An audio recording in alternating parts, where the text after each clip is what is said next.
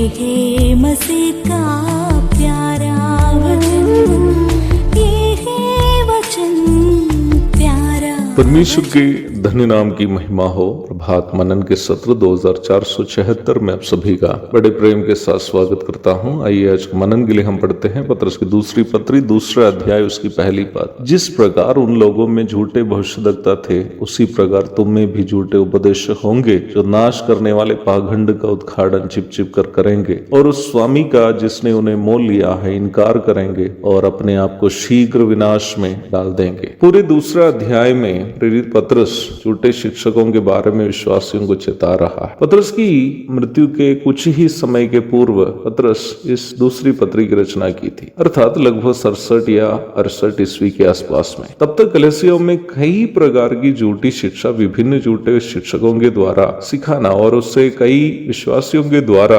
पालन करना भी शुरू हो चुके थे। ऐसी स्थिति में पत्रस विश्वासियों को चेताना अनिवार्य समझा ताकि वे झूठे शिक्षकों से बचे रहे। यहूदी संप्रभुतावाद अथवा यहूदी मूल के विश्वासियों को कलीसियाओं में अन्य मूल के विश्वासियों की तुलना में अधिक श्रेष्ठ समझना, वंशावलियों पर आधारित झूठी शिक्षाएं, यहूदी धर्म के प्रथाओं को कलीसियाओं में आचरण करने की कोशिश, प्रभु यीशु मसीह के ईश्वरीयता और उनके मनुष्यत्व का इनकार, मरे हुओं का पुनरुत्थान का इनकार आदि कई प्रकार की झूठी शिक्षाएं कलीसियाओं में फैल रही थी। पहला कुरिन्थी 15 की 12, गलातियों 2 की 14, 4 की 10, कोलोसी 2 की 16 से 21 तक, पहला तीमुथियुस 1 की 3, दूसरा तीमुथियुस 2 की 18, दूसरा यूहन्ना 1 की 7 आदि कई पदों को पढ़ लीजिए। पत्रस इस भाग में बता रहा है कि जैसे प्रेरितों के जमाना और उसके पूर्व के समयों में झूठे भविष्यद्वक्ताएं होते थे, वैसे ही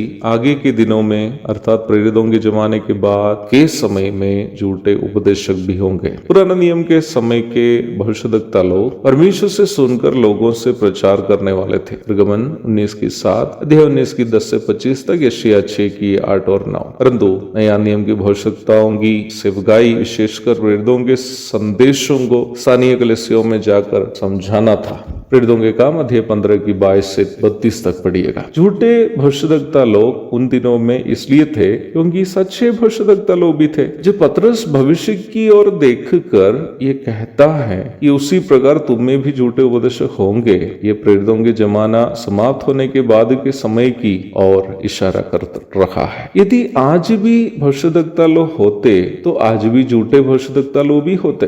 आज झूठे भविष्यद्वक्ता नहीं है बल्कि झूठे उपदेशक है, क्योंकि सच्चे उपदेशक भी है। आज खुद को प्रोफेट या भविष्यद्वक्ता कहने वाले भी झूठे उपदेशकों की श्रेणी में है। वे लोग प्रेरितों के वक्ता होने के कारण प्रेरितों की सेवा प्रायोगिक रूप में जब समाप्त हो गई है तो उनके वक्ता भविष्यद्वक्ताओं की सेवा भी स्वाभाविक रूप में समाप्त हो गई है।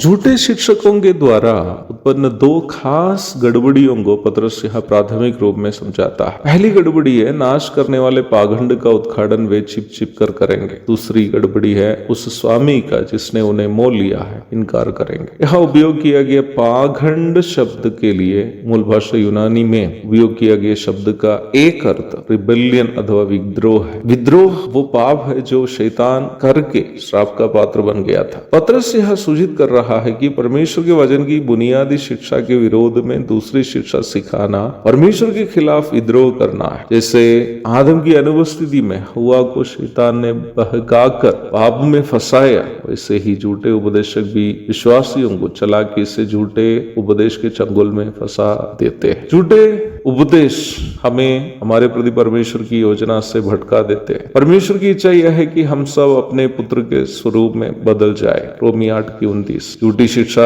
हमें परमेश्वर की योजना से भटका देते हैं। झूठी शिक्षा हमें यीशु मसीह के प्रेम से वंचित कर देती है ताकि हम यीशु मसीह से अधिक संसार से प्रेम करें। मोल लिए हुए स्वामी का इनकार करना एक दुल्हन अपने दुल्हे के साथ करने वाला विश्वासघात को सूचित करता है। झूठी शिक्षा मसीह विश्वासियों को मसीह से अधिक संसार और संसार की वस्तुओं से प्रेम करने के लिए प्रेरित करती है। इसलिए झूठी शिक्षा एवं झूठे शिक्षकों से बचे रहना अनिवार्य है, क्योंकि अच्छी शिक्षा हमें यीशु मसीह के समान बदल देती है। एक और शुभ दिन की धन्य कामनाओं के साथ आज का मनन में यहाँ समाप्त करता हूँ। प्रभु आप सबको आशीष दे। आमीन।